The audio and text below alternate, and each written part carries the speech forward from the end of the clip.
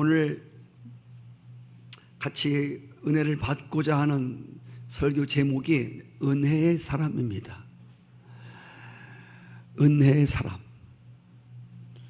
제가 예수를 믿으면서 다른 사람이 또 우리를 평가해 줄 때 멋있는 사람이야, 돈 많은 사람이야,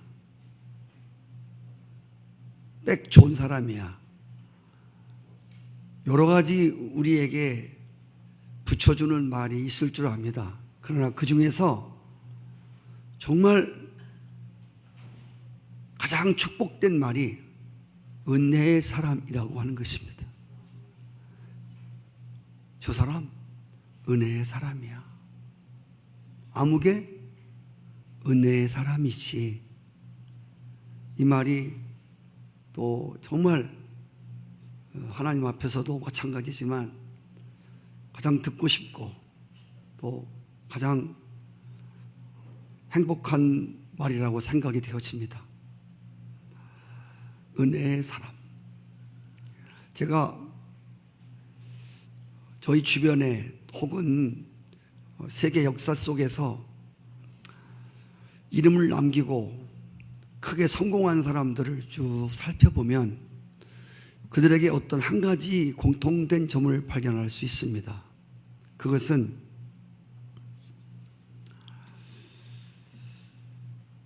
모두 다 성공한 사람들의 특징은 엄청난 시련 속에서 그들이 환난을 겪으면서 성장하고 그들이 성공했다고 하는 걸 알 수 있습니다. 성경에 나오는 모든 의인들도 다 그러했습니다. 우리가 잘 아는 믿음의 선조 아브라함부터 갈대아 우르를 떠나라, 그리고 이스마엘을 내어 쫓아라, 이삭을 바쳐라. 이 모진 시련, 그것이 그때는 무슨 뜻인지 몰랐습니다. 근데 그 시련을 지나놓고 보니까 이게 아브라함에게 주었던 하나님의 특별한 은혜였음을 알게 됩니다. 요셉도, 모세도 마찬가지고, 모세도 여러분 40살에 에집트에서 모든 학술과 무술을 통달했고 나라를 구원할 마음을 가진 사람이 40살에 그가 하나님 앞에, 사람들 앞에 실수하고 광야로 도망치고 40년 동안 광야에서 양치기 목동을 하면서 40년 동안 숱한 시련을 겪었습니다. 그때는 모세가 이게 왜 하나님이 보이지도 않고 말씀하시지도 않고 40년 동안의 기간이 모진 시련의 기간이었습니다. 그런데 나중에 알고 보니까 그 40년 모진 시련의 기간이 하나님이 모세를 모세 되기 위한 하나님의 특별한 은혜의 기간이었음을 나중에 알게 되었습니다. 요셉도 마찬가지고, 그렇게 아버지에게 큰 사랑을 받던 채색 옷만 입고 살던 그가 인신매매 당해가지고 형들 앞에 에집트에 가서 해보지도 않은 종살이를 하고 노예살이를 하면서 억울하게 감옥살이를 하면서 그러한 나그네 삶을 보냅니다. 그때는 왜 하나님이 이렇게 하는지 이해가 안 갔습니다.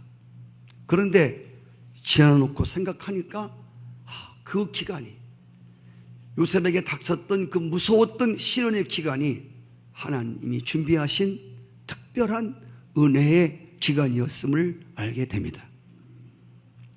다니엘도 마찬가지로 하나님이 하나님을 잘 믿던 다니엘을 바벨론의 포로로 붙들려가서 기도하지 않고는 살 수 없는 사람, 그런데 기도하면 사자굴에 집어넣는다고 그러지. 그럼에도 불구하고 창문을 열고 하나님 앞에 기도하다가 그런 모진 시련을 맞습니다. 그러나 그 모든 시련을 맞을 때에 사자굴에 들어가고 불 속에 막 들어가고 그때는 뭔지 몰랐어요. 근데 그 시련을 겪고 나서 보니까 이것이 하나님이 다니엘을 높이기 위한 하나님의 특별한 은혜의 기간이었음을 알게 됐습니다. 욥도 마찬가지고 다윗도 마찬가지고 그 숱한 시련 속에서 매일매일 자기를 죽이려고 하는 그 쫓김 속에서 하루하루 눈을 뜨고 오늘 하루를 어떻게 보내야 되는가 걱정하고 오늘 한날의 삶이 불투명한 그런 시련을, 모든 시련을 겪었습니다. 욥도 그랬습니다. 10남매를 모두 잃고 모든 물질을 잃어버리고 건강을 잃어버리고 삶이 곤두박질 치는 그런 시련 속에서 이게 뭔가 앞에도 뒤에도 어디도 하나님이 계시지 않은 것 같은, 나중에 알고 보니까 이것이 하나님 백성을 위해서 만들어 놓으신 특별한 은혜의 기간이었음을 알게 됐습니다. 예수님도 그 모든 시련 끝에 십자가에 매달리시는, 피 흘려 죽으시는 그 모든 것들이죠. 그 상황만 봐서는 이해할 수 없는, 아버지여 왜 나를 버리십니까? 라고 울부짖는 소리에도 하나님이 아무런 소리를 보내지 않을 정도로 무서운 시련을 겪습니다. 나중에 안 사실이지만 이것이 하나님의 뜻을 이루고 예수 그리스도를 통한 하나님의 특별한 은혜였음을 우리가 알게 되어집니다. 성도 여러분, 혹시 여러분들의 마음속에 불안함이나 여러분의 마음이 편치 아니함, 또 혹시 두려움 같은 것들이 있습니까? 사람들과의 좋은 관계를 이루지 못해서 왠지 자꾸 사람들을 기피하고 싶은 생각이 드는 분은 안 계십니까? 사람들이 싫어. 아니면 지금 내가 하고 있는 일이 영 마음에 들질 않아. 직장이라고 다니는데 너무너무 힘든 거야. 정말 가기 싫어 죽겠어. 그래도 이제 억지로 끌려가서 그냥 하루를 때우면서 나 오늘 하루 종일 뭐 한 거지? 내가 하는 일이 정말 마음에 들지 않아서 허무하고 허전해서 무가치한 인생을 사는 것 같이 느껴지는 사람은 안 계십니까? 걷잡을 수 없이 밀어닥치는 많은 문제 속에서 내가 아무것도 할 수 없는 초라한 약한 나를 보며 낙심하고 실망하는 분은 안 계십니까? 여러분, 지금 이런 여러분들의 마음속에 일어나고 있는 이 모든 것들에 대해서 원인이 무엇이라고 생각하십니까? 세상이 잘못된 겁니까? 아니면 이웃이 잘못된 겁니까? 도대체 내 마음이 이렇게 불편하고 내 마음이 불안한 것, 내 마음이 복잡한 것, 어디서 오는 것일까요? 여러분, 혹시 이런 것들이 나의 교만 때문이라고 생각해 보신 적은 없습니까? 나의 교만함 때문에 오는 모든 문제를 해결하는 길이 내가 조금만 더 겸손하면 풀릴 수 있는 문제라고 생각해 보신 적은 없습니까? 진짜 여러분, 우리의 마음이 낮아지고 겸손해지면 우리가 끌어안고 살아가는 많은 복잡함들이 상당 부분 사라질 줄 믿습니다. 정말 하나님 앞에서 우리가 겸손하면 그렇게 문제될 것이 많지 않습니다. 제가 언젠가도 말씀드렸지만 저와 친근한 목사님들 4분이 계십니다. 정말 우리는 서로가 각자 다른 모습이고 다른 스타일이지만 하나님이 이렇게 엮어준 4명의 목사님들이십니다. 근데 언젠가 한번 이렇게 대화를 나누는데 허심탄회하게 어느 목사님이 저를 보고 그랬어요. 목사는 좋은 것도 많은데 교만한 것도 있다고 말했습니다. 저를 보고 교만하다고 했습니다. 제가 그 목사님의 말을 들을 때에 정말 받아들일 수 없었습니다. 저를 보고 교만하다고 그러는데 그래요, 저 교만해요. 제가 이렇게 수긍할 수가 없더라니까요. 저 목사님이 나를 몰라서 그래. 내가 얼마나 속으로 두려워하고 내가 얼마나 소심하고 내가 얼마나 나를 비하하며 사는 사람인지 몰라서 그러시는구나 라고 생각했습니다. 나는 교만하지 않는 사람이라고 생각했습니다. 그런데 제가 하나님 앞에 기도하면서 그 목사님이 저에게 해주신 교만한 사람이야 라고 한 음성을 생각해보며 하나님 앞에 정직하게 제가 섰습니다. 그런데요, 제가요 많이 교만한 사람이더라고요. 아주 많이 교만한 사람. 그래서 하나님 앞에 큰 회개를 했던 기억이 있습니다. 사람들은 교만한 것을 자기 자신의 과시라고 생각하는 분들이 있습니다. 자기를 된 줄 알게 생각하고 자기를 엄청나게 과신하는 사람들을 보고 우리는 대부분 교만한 사람이라고 생각합니다. 그런데 여러분, 자기가 되지 못하고 된 줄 알고 자기 자신을 과신하는 것도 교만이지만 자기 자신에 대해서 실망하고 쉽게 낙심하여 더 이상 아무것도 하기 싫은 것, 이것도 동일한 교만이라는 사실을 아셔야 됩니다. 제가 요즘에 하나님께 기도하며 깨닫는 것은 뭐냐면 교만의 양면성이 있습니다. 교만한 사람은 우월감을 갖고 있습니다. 우월감의 반대가 열등감입니다.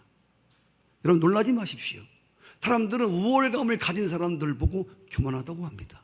근데 놀라운 거는 열등감도 교만에서 오는 것입니다. 교만의 양면성은 우월감과 열등감입니다. 교만한 사람은 열등감이 쉽게 옵니다. 교만한 사람은 우월감을 쉽게 가집니다. 우리가 이런 것에서 우리가 해방하려면 겸손함을 더 많이 배우셔야 합니다. 아멘. 주님이 말씀했어요. 나는 마음이 온유하고 겸손하다. 내게 와서 배우라고 했습니다. 더 많이 겸손을 배우셔야 돼요. 우리의 절망과 낙심 속에도 교만함이 들어있음을 기억하셔야 됩니다. 그리고 내가 무엇을 열심히 해서 성취하겠다고 하는 성취욕에서 자유하셔야 됩니다. 내가 무엇을 열심히 일해서 뭘 성취를 하려고 하잖아요. 성취가 됐다고 합시다. 하나님의 은혜라고 얘기하겠지요? 그러나 한편에서는 나는 한다면 하는 사람이야.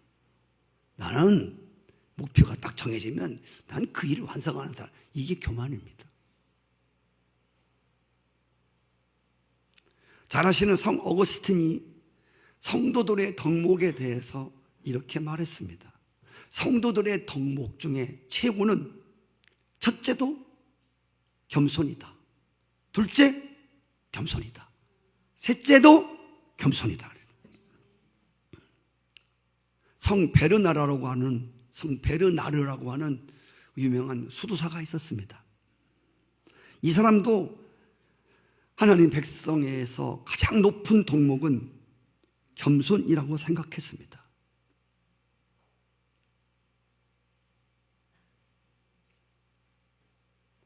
겸손이 능력이다.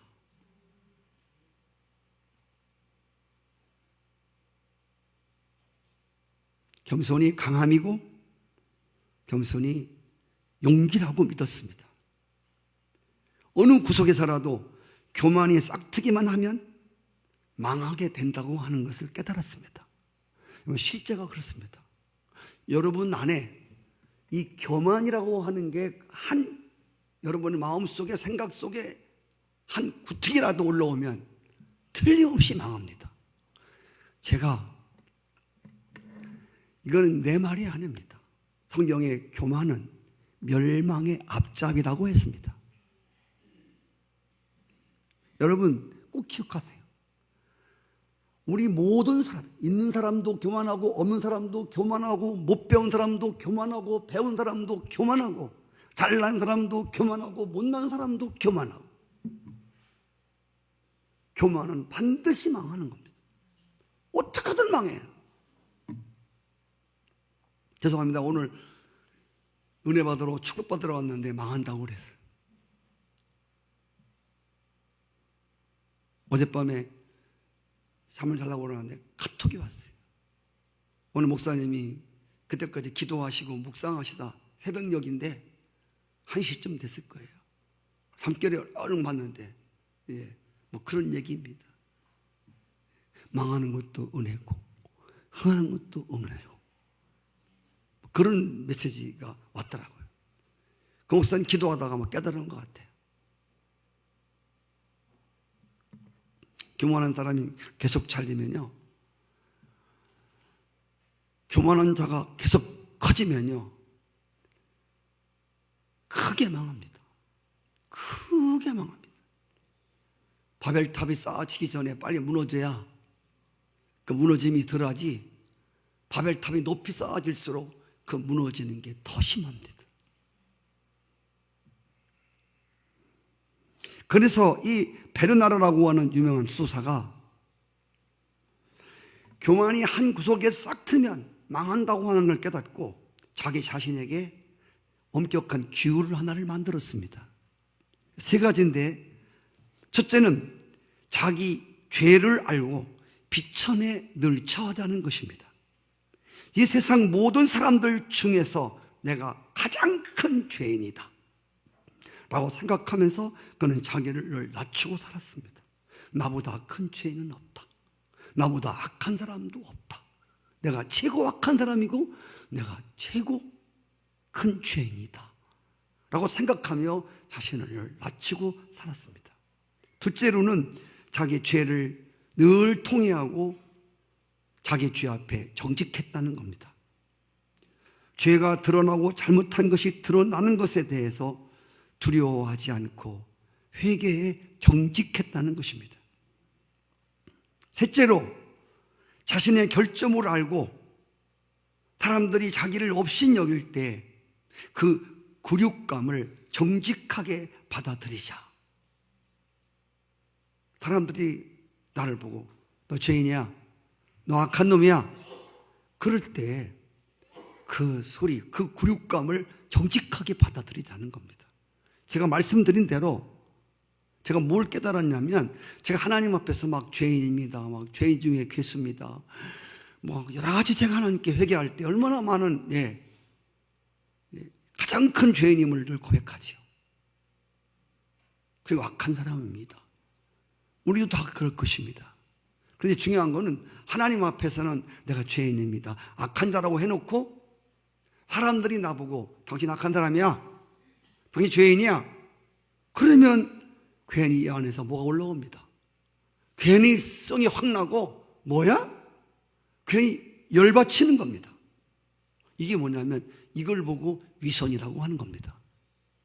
하나님 앞에서 죄인이라며, 하나님 앞에서 악한 자라고, 가장 큰 죄인이라고 고백해놓고 사람들이 나를 죄인 취급하면 열받치는 거. 내가 죄인인지를 하나님께 고백하면서도 다른 사람들이 나를 좋은 사람으로 불러주기를 원하는 마음. 내가 하나님 앞에서 정직하게 내가 죄인인 것을 하나님께 고백하면서도 다른 사람들이 나를 선한 사람이라고 불러주기를 원하는 것. 이게 여러분 외식이라는 거예요. 이게 위선입니다. 이게 가면입니다. 이게 이중적 인간의 모습이라는 것입니다. 우리는 이렇게 위선적인 나와 우리 내면적인 싸움을 늘 하셔야 됩니다. 이걸 보고 영적 전쟁이라고 부릅니다. 제가 어느 날 TV를 보면서 그 어린 아이들이 나왔습니다. 어린 아이들이 이제 어른들과 함께 이렇게 대화를 하는데, 그 어린 아이들이 이제 질문을 하는 거예요. 부모님들한테, 어른들한테 질문을 하는데, 그 이제 부모들은, 어른들은 어린 아이가 질문하면 어린 아이의 수준의 단어로 답을 맞추는 겁니다. 자, 한 어린이가 이렇게 어른한테 문제를 내었습니다. 싸운 다음에 하는 게 뭐죠? 이렇게 물었습니다. 여러분도 한번 생각해요. 싸운 다음에 하는 게 뭐예요? 이렇게 물으니까 어른들이 애들 말 듣고 뭐야? 싸운 다음에 뭐야? 화해야? 용서하는 거야? 사과하는 거야? 어른들이 왔다 갔다 합니다. 뭐지? 그때 아이가 말합니다. 싸운 다음에 하는 게 뭐죠? 그 답이 반성이에요. 반성이에요. 그래요. 여러분, 싸운 다음에는 반성하는 거예요. 누가 반성해? 진 사람이 반성하는 거예요. 이긴 사람도 반성하는 거예요. 그리고 또 묻습니다. 아이가 이렇게 묻습니다. 모든 사람이 다들 하는 건 뭐지요? 이렇게 물어봅니다. 제가 물어볼게요. 어린이는 지금 답을 갖고 있습니다. 그런데 지금 묻는 거예요. 모든 사람이 다 하는 거. 장로님, 뭐예요? 모든 사람이 다 하는 거. 그 어린 아이의 말로 마치라는 거예요. 예? 사랑? 사랑을 모든 사람이 다 해? 괜찮아요. 미워하는 사람도 있잖아. 예. 그런데 중요한 거는 아이가 이렇게 묻는 거예요. 그러니까 아이의 말로 대답을 해야 되는 거예요. 그럼 사람들이 다 하는 거? 모든 사람이 다 하는 게 뭐야? 밥 먹는 거야? 뭐 장가 시집 가는 거야? 뭐야? 일하는 거야? 막 이렇게 막 대답이 나오니까 그 아이가 이렇게 말했어요. 웃으면서. 모든 사람이 다 하는 거예요. 실수예요, 실수. 그런 거예요. 여러분, 별거 아니지만, 별거 아닌 이야기지만, 저는 그런 걸 보면서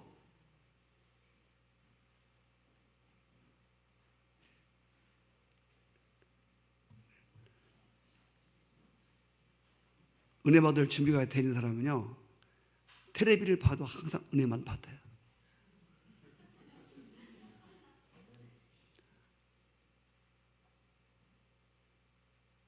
정말이라니까. 예. 소는 즙을 먹어도 우유를 만들어내는 거예요. 저는 거기서 큰 애를 받아요. 모든 사람이 다 하는 게 뭐예요? 실수. 나도 실수하고 너도 실수하고. 야, 우리 모두 다 실수하는 사람. 아멘이시죠? 어제 우리 결혼식 할 때 우리 그 주례 하시는 목사님이 그러시더라고. 같이 살면서 좋은 것만 볼 거 아니고 나쁜 것도 볼 것이다. 그 목사님, 저는요 유심히 들어요. 여러분들은 그냥 어떻게, 저는. 그런데 중요한 거는 혹시 좋아서 결혼을 했는데 신랑에게서 잘못된 것이 보이걸랑 놀라지 말고, 뭐야 이거? 결혼 잘못한 거야? 뭐야? 속은 거야? 그러지 말고, 저놈도, 저놈이라네. 예, 저 사람도 실수하는구나. 나만 실수한 줄 알았더니 저 사람도 실수를 하네? 그래요. 신랑도 실수하고 신부도 실수하고, 죄송합니다, 주례하는 자도 실수하고 축도하는 자도 실수하고 다 우리가 실수를 합니다. 그렇다면 실수를 무서워할 것도 없고 실수를 두려워할 것도 없다는 얘기입니다. 실수를 안 하겠다고 맹세한다고 해서 실수를 안 하는 것 아닙니다. 여러분, 물어볼게요. 여러분, 실수 안 하고 살 수 있어요? 없지요. 성도 여러분, 이게 겸손입니다.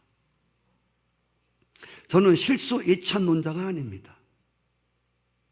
내 실수를 당연하게 받아들여야 남의 실수도 당연하게 받아들일 수 있습니다. 이런 게 별거 아닌 것 같지만 겸손입니다. 실수 없는 인생을 살겠다고 씩씩대는 것, 그 자체가 교만입니다. 나는 실수 안 해. 난 못 따르고. 그게 교만이에요. 사람들이 나를 비난하고 모욕을 줄 때 어떻게 받아들일 것인가? 다윗이 아들한테 왕의 자리를 빼앗기고 도망갈 때 시므이라는 사람이 티끌을 날리고 돌팍을 던지며 빌어먹을 자야 꺼져라 꺼지라고 비난합니다. 그때 아시는 대로 하나님의 사람 다윗은, 그 다윗의 종이 저놈을 당장 목에 칠까요? 그때 다윗은 내버려 두어라. 하나님이 저렇게 하라고 시키는 줄 누가 아냐? 다른 사람이 여러분을 욕하고 다른 사람이 여러분들 모욕을 줄 때 너 두고 보자. 가만 안 둘 거야. 이렇게 여러분 증오의 마음을 담지 마시고 그 속에 하나님의 뜻이 있음을 생각하면서 조용히 참아 넘기시는 여러분 되시기를 바라요. 그러므로 자기를 미워하며 절망할 것도 없고 남을 미워하며 낙심할 것도 없습니다. 이게 겸손입니다. 저는 요즘 세상 돌아가는 걸 보면서 한동안 걱정을 참 많이 했습니다. 나라 걱정. 어떡하지? 이거. 강대국들 틈에 끼어서 우리나라 어떡하지 이거? 그래서 속으로 나 진짜 애국자인가 봐. 이거 나라 어떡하지? 이거 나라 이거 어떻게 해야 되는 거야 이거? 응? 이거 김정은은 막 핵무기 쏜다고 그랬었지. 이거 어떻게 되는 거야 이거? 미국은 뭐 도와주는 것처럼 하면서 다 뺏어가고, 이거 뭐 어떡하지? 이거 큰일 났네 이거. 나라 걱정이 얼마나 많은지 몰라. 그리고 교회 걱정. 어떡하지 교회? 자식 걱정. 앞으로 살 걱정. 너 은퇴하면 뭐 하지? 그래, 여러 가지. 어디서 살지? 여러분, 그런데 제가요 가만히 생각해 보니까 내가 이게 걱정한다고 되는 게 하나도 없는 거예요. 여러분, 내가 걱정한다고 이 나라가 바로 세워지면 걱정 밤새도록 해야죠. 주님 말씀했습니다. 야, 너 걱정한다고 근심한다고 너 키 작은 거 한 잔 하나 더 할 수 있냐? 너 하얀 머리 검게 할 수 있냐? 너 걱정한다고 네 자식 하나 바르게 만들어 놓을 수 있냐? 그런 게 맞아요. 제가 뭐 걱정한다고 해서 되는 게 없더라니까. 그런데 뭘 그렇게 근심하고 걱정하는지. 어차피 하나님께서 간섭하셔야 해결될 일인데 제가 깨달으기만 하면 야, 이럴 시간에 기도 한 번 더 하자. 할렐루야. 야, 괜히 쓸데없는 걱정하고 내가 걱정한다고 되는 것도 하나도 없는데 하나님이 어차피 당신의 능력으로 하나님의 은혜로 될 것인데, 할렐루야. 내가 온 세상을 다 끌어안고 사는 자처럼. 여러분 가만히 생각해 보세요. 이 걱정하는 거 있죠? 걱정하는 거 있죠? 이 걱정하는 게 교만이에요. 여러분 아마 이런 얘기 처음 들었을 거예요. 지나치게 걱정하는 게 있죠? 이게 교만이에요. 진짜 겸손한 사람은요 아무 걱정하지 않고 하나님께 기도하며 다 맡깁니다. 겸손한 사람에게 주시는 하나님의 은혜가 많지만 겸손한 사람에게 주시는 하나님의 특별한 은혜가 마음의 평온함을 주십니다. 교만하면 마음이 복잡해집니다. 그래서 교만한 사람은 마음이 복잡해서 얼굴도 복잡합니다.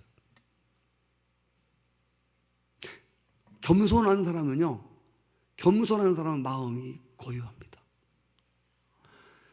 겸손하면 마음이 정돈이 됩니다. 나를 낮추고 하나님 앞에서 내 마음이 겸손해지면요 문제될 것이 그렇게 많지 않습니다. 여러분이 지금 끌어안고 살아가는 많은 문제들이 정말 여러분이 겸손한 사람이 되면요 상당 부분 해소가 됩니다. 그리고 마음이 진짜 평안합니다. 할렐루야. 빌립보 4장 4절 말씀 같이 읽어요. 시작. 아무것도 염려하지 말고 다만 모든 일에 기도와 간구로 너의 구할 것을 감사함으로 하나님께 아리라. 그리하면 모든 지각에 뛰어난 하나님의 평강이 그리스도 예수 안에서 너희 마음과 아멘. 아무것도 걱정한다고 되는 것도 아닌데 왜 걱정을 해? 잘 기도해라. 감사함으로 기도하면 할렐루야 너의 마음을 평안하게 하리라.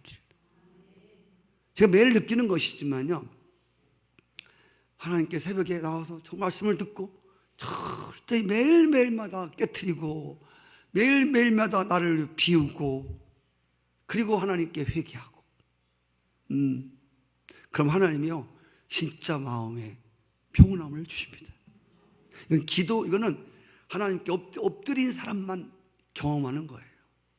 매일 하나님 앞에 기도하고 마음을 비우고 회개하면 마음이 진짜 평안해져요. 할렐루야. 그리고 마음이 겸손해져요. 네. 그리고 뭐 누가 나한테 뭐라고 해도 그게 이렇게 고깝게 들려오질 않아요. 그래서 지하실에서 이렇게 올라오잖아요. 네. 이렇게 올라오면 죄송합니다. 그냥 거울을 보면 제 얼굴이 너무 은혜스러운 거예요. 교만인가? 예. 아니, 은혜를 지금 얘기하는 거예요. 진짜 다 마음을 비우고 하나님께 회개하고 이런 거 저런 거 다 비우고 하나님께 아무것도 아닌 거 그거 주여 맡깁니다. 그리고 진짜 마음을 비우고 다 마음이 평온하면서 딱 올라오면요, 얼굴이 그렇게 편안해 보이고요. 할렐루야. 그때 모습만 성도들이 매일 보면 은혜로울 텐데, 예. 얼마 가지 않아서 그렇지 또. 예. 여튼 성도 여러분, 제가 오늘 성경 본문을 통해서 참으로 귀한 은혜의 사람 한 분을 여러분에게 함께 소개하고자 합니다. 성경에 나오는 은혜의 사람 중에서 대표적인 인물을 꼽으라면 사도 바울이라고 믿습니다. 사도 바울은 자신의 모든 삶을 다 은혜라고 해석했습니다. 구원받은 것도 은혜고, 지금 내가 여기 사는 것도 은혜고, 지금 내가 하는 일도 모두 하나님의 은혜 안에 있음을 고백했습니다. 고린도전서 15장 10절에 보면 나의 나 된 것은 하나님의 은혜로 된 것이다. 오직 나와 함께 하신 하나님의 은혜로다. 자신의 존재 자체뿐이 아니라 자신에게 있는 모든 것을 은혜로 해석하고 은혜로 받아들이고 은혜로 이해를 했습니다. 바울은 길리기아 다소 출신입니다. 어머니 뱃속에서 있었던 것도 은혜고, 다소에서 출생한 것도 은혜고, 하나님이 자신을 선택해 주신 것도 은혜고, 하나님의 사람으로 이방인을 위해서 일할 수 있는 것도 철두철미하게 하나님의 은혜라고 말했습니다. 그분이 나를 강권적으로 붙들어 오늘 내가 여기 있고 또 하나님의 일을 할 수 있었다고 사도 바울은 고백합니다. 제가 사도 바울이 쓴 사도 바울 서신을 읽으면서 거기서 정말 가장 귀하게 여기는 말씀이 이런 말씀입니다. 내게 주신 은혜로. 한번 같이 해주실까요? 내게 주신 은혜. 여러분이 주신 하나님의 은혜는 뭡니까? 사도 바울은 항상 글을 쓸 때마다 하나님이 내게 주신 은혜, 나만이 알고 있는 은혜, 내가 받은 은혜, 그 은혜가 어떤 것이냐? 이 은혜가 헛되지 아니하여 그 은혜의 결과로 오늘 자기가 여기 있다는 겁니다. 사도 바울은 하나님의 큰 능력을 행사했습니다. 하늘의 3천층까지 올라갔다 온 사람입니다. 수많은 계시를 받았습니다. 영안이 확 열려가지고 하늘의 천상의 세계를 많이 본 사람입니다. 그런데 사도 바울은 이 모든 것이 다 하나님의 은혜로 된 것이다. 사람이 이쯤 되면요, 자신도 자랑하고 싶은 마음이 스물스물 올라오는 법입니다. 또 그러면 사람들이 더 우러러보지 않겠습니까? 사도 바울이 자기가 하나님의 능력을 행사한 것들에 대해서 자랑을 해도 이게 잘못된 것이 아니라 참말입니다. 이게 사실이기 때문에 잘못될 수 없습니다. 그런데 사도 바울은 자기로 인하여 되어진 일에 대해서 자기 자랑을 조금도 하지 않았습니다. 오늘 6절 말씀에 보면 내가 만일 자랑하고자 하여도 어리석은 자가 되지 않는다. 그것은 내가 참말을 하기 때문이다. 그러나 누가 나를 보는 바와 내게 듣는 바에 지나치게 생각할까 두려워하여 그만두노라. 할렐루야. 누가 내 말을 듣고 저 교만한데 이렇게 생각할까 봐 나는 그만두겠다는 겁니다. 제가 지난주에 설교할 때 설교 예화로 우리 딸 이야기를 했습니다. 딸 이야기를 하면서 뭐 조금 있으면 40살을 먹어가는데 결혼도 안 하고, 그래서 딸 이야기를 하면서 존재 가치에 대해서, 삶의 의미에 대해서 함께 여러분과 나눴습니다. 그래서 제가 제 방에 왔는데 카카 어떻게 하나 와 있어요. 딱 열어봤더니 누구한테 온지는 말 않겠습니다. 예, 딱 왔어요. 사소한 일은 접으시지요. 예. 단상에서 사소한 얘기는 좀 접어주세요. 예. 누구라고 말은 않겠습니다. 예. 저는 사소한 이야기 한 게 아니라, 불필요한 얘기 한 게 아니라, 그냥 정말 딸의 삶이 은혜로워서 함께 이렇게 간증을 하면서 나누었습니다. 근데 제가 그걸 보면서 쓸데없는 말 하지 마세요.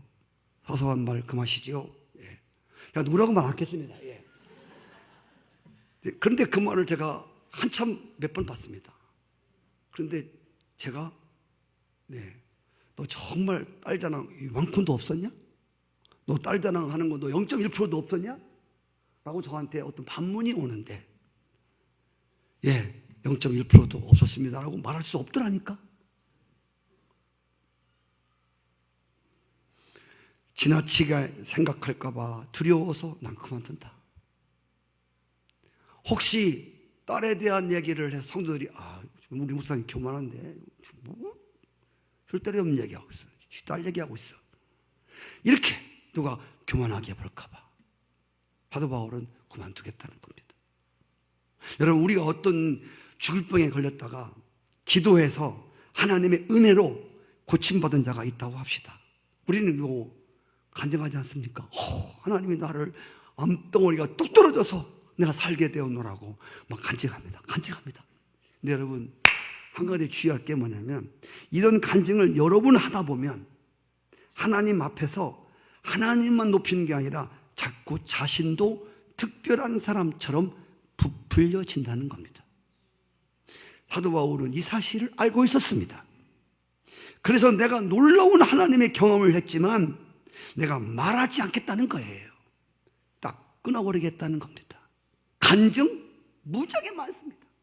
다 말하지 않겠다. 왜? 바울은 자신을 잘 알고 있었습니다. 자랑하기 시작하면 걷잡을 수 없이 교만해질 수 있는 사람이라고 하는 것을 잘 알고 있었습니다. 우리 인생 모두가 다 그렇지 않습니까? 딸에 대해서, 아들에 대해서 하나님의 은혜된 이야기를 하다가 자꾸 하다 보면 은근히 내 딸이 이런 사람이야, 내 아들이 이런 사람이야, 이런 것들이 스물스물 올라온단 말입니다.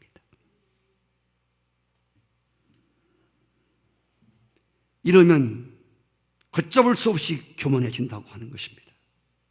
사도 바울은 자기의 실수와 약점을 잘 아는 사람입니다. 내가 충분히 그럴 수 있는 사람이기 때문에 나는 자랑하는 거 그만두겠다. 차라리 자랑할 바에야 내가 주의 은혜를 자랑하고 내 악한 것을 자랑하겠다고 말했습니다. 내가 나를 겸손하게 지킬 수 없는 사람이기 때문에 하나님께서 나를 겸손하게 만든다고 말씀하십니다. 이것이 사도 바울이 받은 은혜입니다. 은혜를, 하나님이 은혜 주신 것을 은혜 되게 하는 은혜, 하나님이 주신 은혜를 은혜로 보존하는 은혜, 하나님의 은혜를 계속 은혜로 지켜갈 수 있는 은혜, 이 은혜가 바로 자신을 겸손하게 하는 것이었다는 겁니다. 어느 순간이라도, 한순간이라도 내가 받은 은혜 때문에 내 안에 교만이 스물스물 올라온다거나 하나님이 주신 은혜 때문에 삐걱해지면 하나님의 은혜를 다 쏟아버리고 나는 망할 자가 될 수밖에 없다고 하는 것, 이것을 사도 바울이 잘 알고 있었습니다. 그러므로 사도 바울의 오늘 말씀을 통해서 은혜 중에 가장 으뜸 가는 은혜는 귀신을 내어 쫓고 막 능력을 행하고 불을 떨어피고 이런 게 아니라 가장 하나님의 큰 은혜는 나를 겸손하게 하는 것이다. 할렐루야. 하늘에서 불을 끌어온들, 현신의 권사라는 유명한 분 아시죠? 그분이 많은 병자들을 고쳤습니다. 어느 날 갑자기 혼이 떠나갔습니다. 하나님 앞에 갔습니다. 그래서 현신에 나왔냐? 수고 많이 했다. 그럴 줄 알았더니요, 예수님이 본 척도 않더라는 거예요. 그래서 좋았어요. 보지도 않더래요. 좋았습니다. 요정 왔습니다. 예수님. 그래서 예수님 딱 쳐다보더니, 뭐? 네가 내 종이라고? 네 이름 습자 늘 높이고 살았고, 내 이름 팔아갖고 너 잘 먹고 잘 살고. 예수님한테요 정말 혼나고, 한 번만 다시 세상에 보내주면 내가 절대로 내 얼굴을 내고 내 이름 습자 내고 살지 않겠습니다. 정말 내가 주님의 은혜를 은혜되게 하겠습니다. 다시 그래서 현신의 권사님이 혼이 돌아와서 할렐루야, 살아있는 동안에 겸손하게 기꺼이, 그가 하늘나라 갔다 와서 죽는 순간까지 현신의 권사 이름 신문에 한자도 안 났습니다. 그리고 진짜 겸손하게 살았습니다. 할렐루야. 은혜 중에 은혜는 병든 자를 일으키고 죽은 자를 살리는 게 그것도 은혜지만, 정말 은혜는 나를 겸손하게 하는 은혜다. 하나님이 나를 통해서 수많은 능력을 행해도, 놀라운 일을 행하셔도 그 하나님만 온전히 높이고 나는 늘 낮은 자리를 사수하는, 할렐루야, 이게 겸손한 자리를 지키는 것, 이게 가장 큰 은혜라고 나는 믿습니다. 내가 못하니까 하나님이 하게 하시는 겁니다. 사도 바울은 그래서 감옥에 들어가도 은혜로 여겼습니다. 예수 이름 때문에 매맞고 능욕당하고 비판받고 욕먹는 것도 은혜라고 했습니다. 그래서 그런 욕 먹는데도 기뻐했습니다. 내가 예수님 때문에 욕을 먹다니 너무 기뻤습니다. 자기를 능욕해도 예수님 때문에 받은 능력에 대해서 너무 기뻐했다고 말했습니다. 우리가 잘 아시는 바와 같이 사도 바울에게 육체에 가시가 있었습니다. 육체의 장애물, 핸디캡, 하나님의 일을 하는데 막대한 지장을 초래한 장애물이었다고 그랬죠. 그게 뭐냐면요, 확실한 것은 간질이에요. 간질은 머리에서 일어나는 병입니다. 그래서 막 입에 거품을 물고 설교하다가 눈이 돌아가면서 막 거품 풀고 퍽 쓰러지는 거예요. 사도 바울이 이걸 놓고 하나님께 기도했습니다. 하나님, 다른 건 몰라도 하나님의 일을 하는데 건강이 있어야지 않겠습니까? 하나님, 내가 이렇게 말씀하다가 거품 품으면서 푹 넘어지면 성도들이 얼마나 당황하겠습니까? 하나님, 다른 건 몰라도 이거 하나 고쳐주십시오. 내가 다른 사람은 다 고쳤는데 하나님이 이 가시 하나, 장애물 하나 제거해 주십시오라고 했을 때 하나님의 응답이 왔습니다. 뭐라고 왔죠? 내 은혜가 내게 족하도다. 이 말은 무슨 말이냐면, 야, 너 그 육체에 가시, 너 간질병 그냥 안고 살아. 그게 내 은혜야. 할렐루야. 너를 겸손하게 하는 내가 준 특별한 은혜야. 그냥 끌어안고 살아. 할렐루야. 이 은혜가 내게 족하다는 말은 충분하다는 뜻입니다. 너 간질병 끌어안고 살아. 그때 사도 바울이 하나님의 응답에 대해서, 하나님, 이렇게 하시면 돼요? 하나님, 그 조금이라도 좀 낫게 해주세요 라고 떼쟁이 쓰지 않았습니다. 그냥 너 그거 끌어안고 살아. 근데 늘 겸손하게 살아. 내 능력이 너한테 늘 나타날 거야. 이런 하나님의 응답에 사도 바울은 아멘 하면서 온전히 하나님 말씀을 받아들였습니다. 이게 은혜입니다. 이게 겸손이란 말입니다. 육체의 가시 때문에 그런 자신도 모르게 올라오는 교만을 견제하고 늘 겸손하게 살 수밖에 없었습니다. 사도 바울은 아무것도 자랑할 수 없었습니다. 왜? 자랑하는 순간 거품 물고 쓰러지는 거야. 거품 물고. 내가요 기도했더니 그냥 쓰러지는 거야. 그것도 그냥 쓰러진 게 아니고 막 거품 물고 그냥 쓰러지는 거야. 그냥 눈 돌아가면서. 얼마나 무서웠을까요? 그래서 바짝 긴장하는 거죠. 나만 자랑했다고 하면 그냥 죄송합니다. 그럴 수는 없겠지만 우리 모두가 다 교만이 오면 그렇게 막 눈 돌아가고 푹 쓰러지면 절대로 교만하지 않을 것이요. 예. 와, 사도 바울은 절대 교만할 수가 없었어요. 그래서 정말 하나님의 은혜만을 절대적으로 의지하고 살아갔습니다. 하나님만 자랑했어요. 죄송합니다. 하나님 자랑하는데 거기 꼽살이 안 꼈어요. 절대 안 꼈습니다.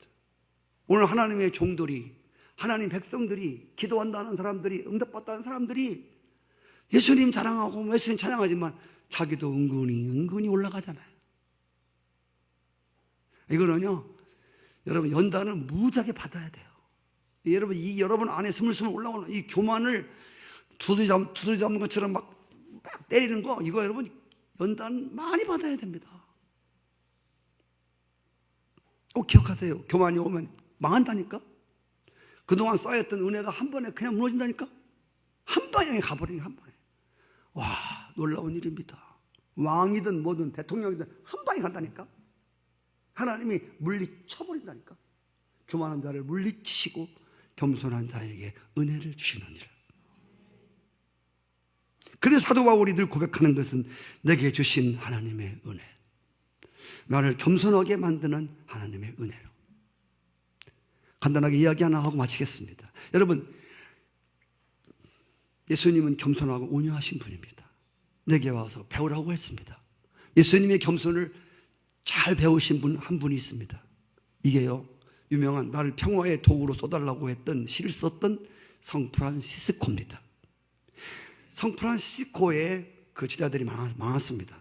하루는 그 제자가 꿈을 꿨습니다. 그런데 하늘에 보좌가 쫙 보이는데 하느님 보좌에 자리 하나가 비어있는 거예요. 그래서 천사에게 물어봤습니다. 저 자리는 누가 앉을 자리입니까? 그랬더니 거기는 이 세상에서 가장 겸손한 너의 스승인 성 프란시스코가 이 자리에 올 거야. 그때 그 소리를 들은 제자가 감사했지만 한편으로는 이상하게 샘이 은근히 올라오는 거야. 우리 스승님이 저 자리에 앉아? 우리는 뭐야? 그래서 어떤 날 잡아갖고 스승님에게 그 제자가 물어보았습니다. 선생님은 선생님을 스스로 어떤 사람이라고 생각하십니까? 그때 이 성 프란시스코가 이렇게 말했습니다. 서슴없이 나 이 세상에서 가장 악한 사람이야. 그때 놓치지 않고 제자가 말했습니다. 선생님, 그건 위선입니다. 그건 교만입니다. 세상 사람들이 선생님을 다 성자로 모시는데 그래 가장 악한 자라고요? 지금 세상에 나쁜 사람이 얼마나 많은데, 살인자, 강도, 악한 자가 넘쳐나는 세상인데 선생님이 가장 악한 사람이라고요? 위선입니다. 외식입니다. 교만입니다. 그랬습니다. 그때 유명한 이야기가 있습니다. 성 프란시스코가 제자에게 이런 말을 합니다. 자네, 나를 잘 몰라서 그래. 나 진짜 악한 사람이야. 나 진짜 악한 사람이야. 그런데 내가 오늘 이렇게 사는 것은 오직 하나님의 크신 은혜 때문이야. 만약에 하나님이 나에게 주신 은혜를 다른 사람에게 줬다면 그 사람은 나보다 더 큰 성자가 됐을 거야. 할렐루야. 그는 늘 자신이 약한 자라고, 자신이 약한 자라고. 사도 바울도 내가 자랑할 거 있었는데 나 약한 것을 자랑한다고 말했습니다. 할렐루야. 하나님 앞에서 진정 내가 어떤 존재인가를 아는 것, 이게 은혜고 이게 겸손입니다. 가장 겸손한 것이 가장 강한 것입니다. 은혜의 사람만 은혜를 끼칠 수 있습니다. 할렐루야. 내가 하나님의 은혜로 충만하지 않고 다른 사람에게 은혜 받게 할 수가 없는 것이에요. 우리가 그리스도를 따르는 사람입니다. 그리스도를 따르며 잘 배운 사람들은 정말 온유하고 겸손해야 됩니다. 할렐루야. 찬송하시겠습니다.